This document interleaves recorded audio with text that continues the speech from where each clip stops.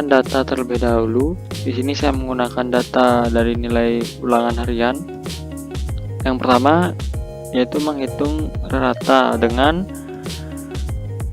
ketik sama dengan average, lalu kurung blok semua nilai ulangan harian. Setelah itu kurung tutup dan enter.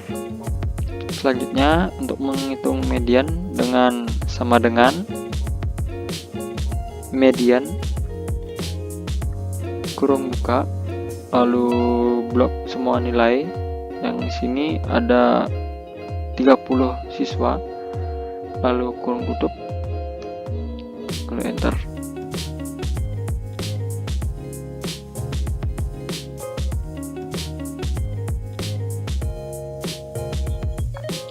Nah, untuk menghitung jumlah kelas dengan menggunakan rumus starch, yaitu sama dengan 1 ditambah 3,322 dikalikan log 10, lalu kurung, masukkan seluruh siswa yaitu 30, kemudian kurung dan enter. Selanjutnya untuk menghitung nilai minimal yaitu dengan sama dengan min kurung kemudian blok nilai semua ulangan harian, lalu kurung tutup, enter. Selanjutnya untuk menghitung nilai maksimal yaitu sama dengan max kurung blok semua nilai ulangan harian, lalu kurung tutup, kemudian enter. Nah, selanjutnya untuk menghitung panjang kelas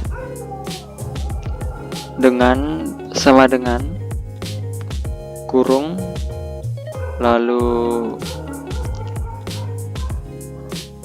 klik nilai maksimal dikurangkan dengan nilai minimal, lalu kurung dibagi dengan jumlah kelas, klik pada bagian jumlah kelas yaitu klik enter.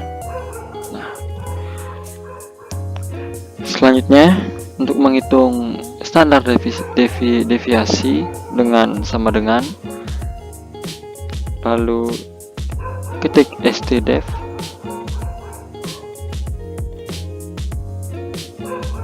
kurung, kemudian blok semua nilai ulangan harian, lalu kurung tutup dan enter.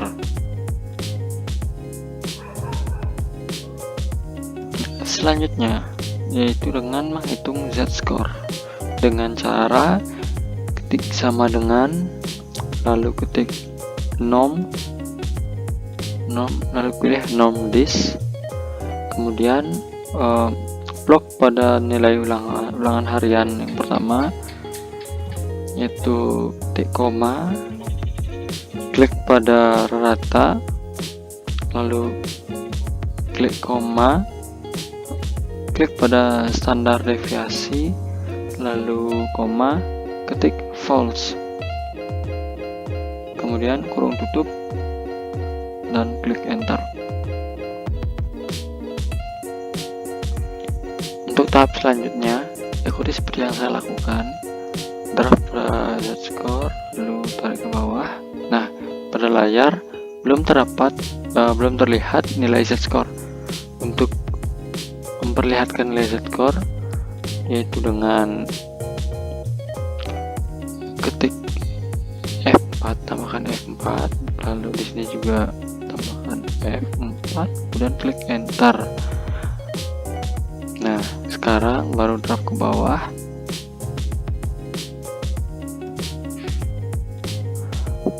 Berikut adalah nilai z-score dari semua siswa. Setelah menentukan nilai z-score, lalu kita bisa mengurut nilai ulangan harian dari yang terkecil hingga nilai yang terbesar. yaitu dengan cara blok nama siswa, nilai ulang harian, dan Z-score. Kemudian blok sampai akhir, kemudian klik filter, lalu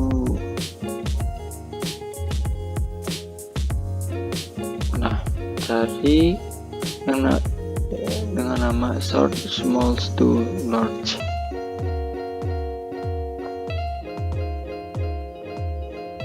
Nah, setelah menghitung seluruh Z-score dari siswa, kemudian saya akan membuat tabel distribusi frekuensi kelas interval. Kemudian selanjutnya dengan cara masukkan data terkecil, yaitu 30, kemudian ketik sama dengan, masukkan nilai terkecil 30, kemudian ditambahkan dengan panjang kelas yaitu 9, klik enter. Setelah sudah, draft pada nilai tersebut sampai ke bawah. Nah, berikut adalah nilai-nilai dari kelas interval. Ya, jika sudah menghitung nilai kelas interval, selanjutnya menghitung frekuensi dengan menggunakan data analisis. Yang pertama, ya caranya yaitu dengan klik data analisis, kemudian pilih histogram, lalu klik OK. Nah, pada input range isi dengan nilai ulangan harian itu blok keseluruhan nilai ulangan harian. Pada bin range isi dengan kelas interval itu blok. Nah, selanjutnya pada output range,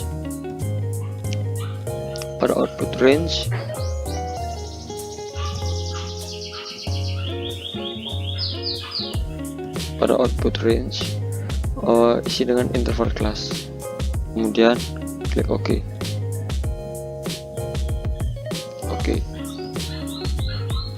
Nah, datanya akan muncul seperti pada layar. Tahap selanjutnya ialah dengan ubah bin range dengan interval kelas.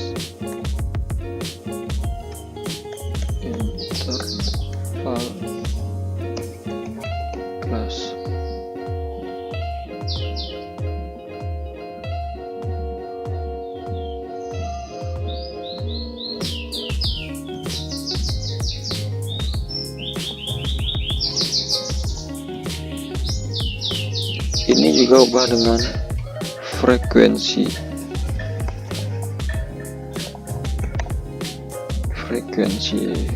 Pada kolom more diubah dengan jumlah. Nah, jika sudah, untuk menghitung nilai jumlah keseluruhan, yaitu di sini klik sama dengan yaitu sum,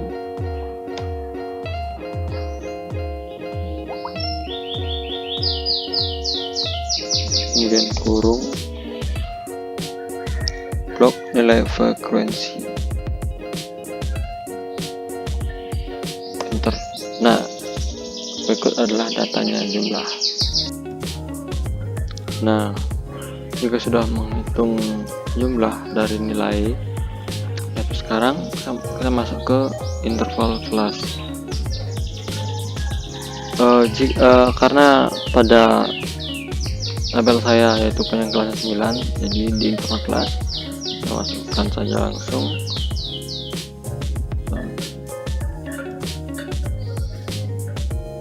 30 sebentar.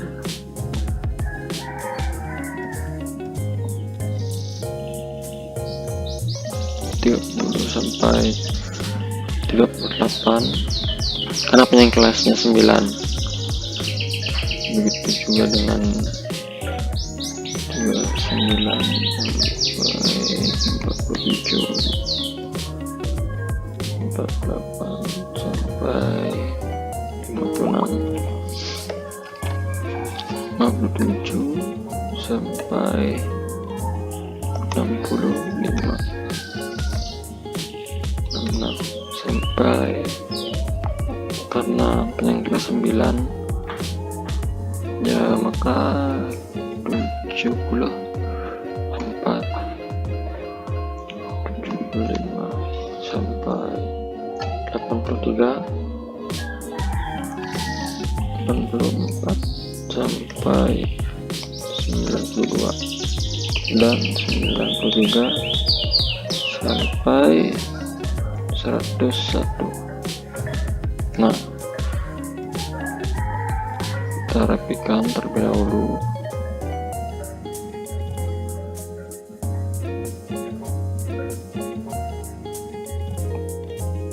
Nah, jadi kita kan sudah menghitung tabel distribusi frekuensinya. Untuk sekarang kita lebih membuat diagramnya, yaitu dengan histogram dengan cara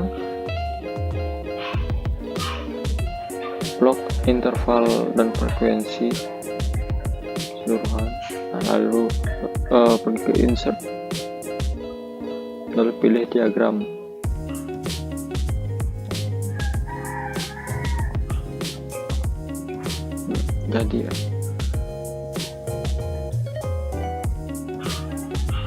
Jadi itu merupakan tabel batang dari diagram. Ini pun bisa kita ubah diagram batangnya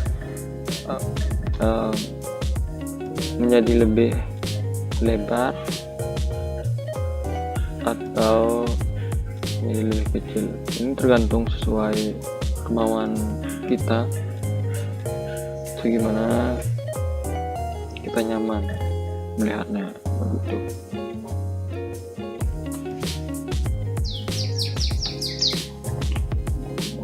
Jadi pada layar itu kan kita sudah menampilkan histogramnya. Jadi untuk selanjutnya itu kurva normal. Nah, caranya dengan klik kanan pada tabel, lalu pilih select data, lalu pilih add, langsung saja kita pilih add, menambahkan. Untuk series name nya itu kita ketik kurva normal. Untuk series value nya kita blok pada nilai skor.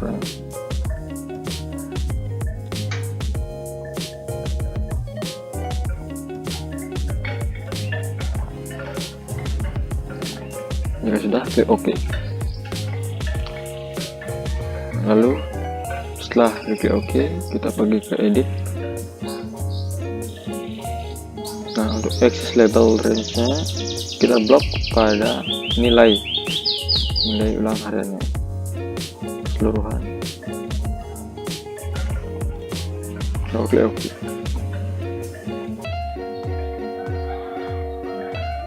Nah, terlihat pada layar pada tabel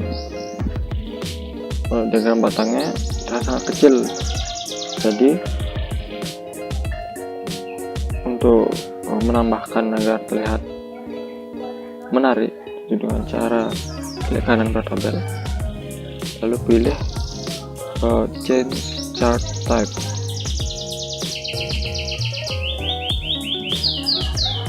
Nah, di sini banyak pilihan, jadi kita pilih combo saja. Lalu centang pada kurva normal. Ini centang saja, lalu pilih line.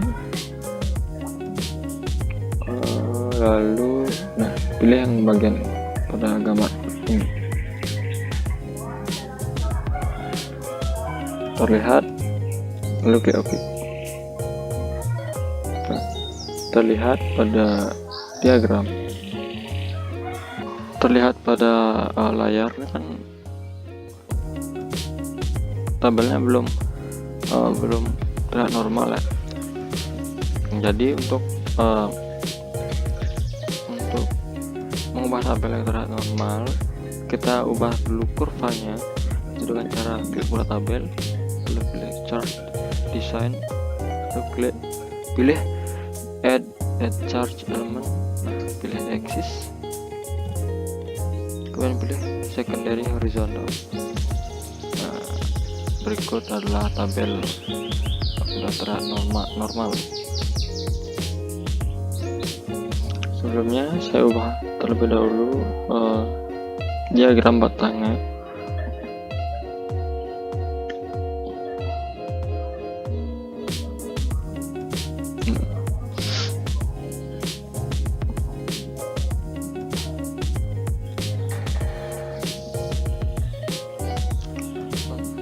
Pada tabel ini kan belum, pada bagian bawah ini kan belum sesuai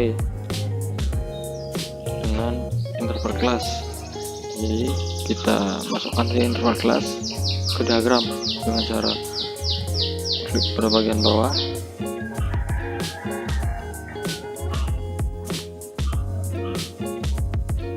klik kanan yaitu pilih select data, lalu pastikan kita memilih frekuensi, lalu klik edit. Nah, pada bagian ini kita blok saja.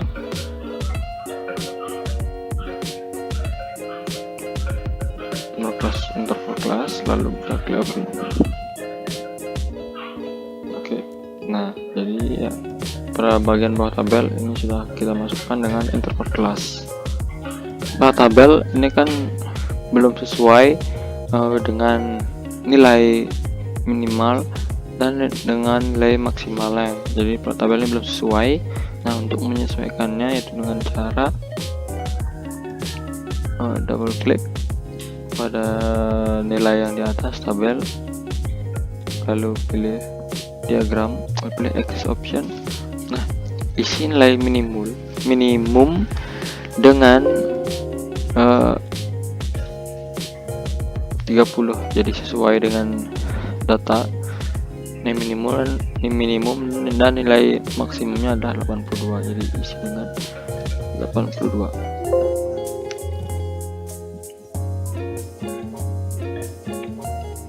Lalu OK. Nah, demikian data yang sudah sesuai dengan data yang kita miliki. Jadi ini penampakan dari tabel yang sudah sesuai. Nah, selanjutnya untuk mengedit tabel yaitu sesuai dengan keinginan kita sendiri. Adapun caranya misalnya seperti menghilangkan garis pada tabel, garis ini kita perlu klik garisnya lalu pilih delete. Begitupun juga dengan kolom nilai, kita bisa ubah dengan double klik lalu pilih line, pilih solid line, pilih ke hitam agar lebih jelas, lalu kembali. Selain mengisi mengisi garis, kita juga bisa mengisi ticknya, itu dengan cara seperti cara sebelumnya, itu double klik lalu pilih tick marks, lalu pilih outside. Nah, itu juga pada bagian bawahnya pilih tick marks lalu pilih outside. Nah, jadi seperti inilah penampakan dari tabel yang sudah isikan dengan tabel diagram, histogram dan kurva normal.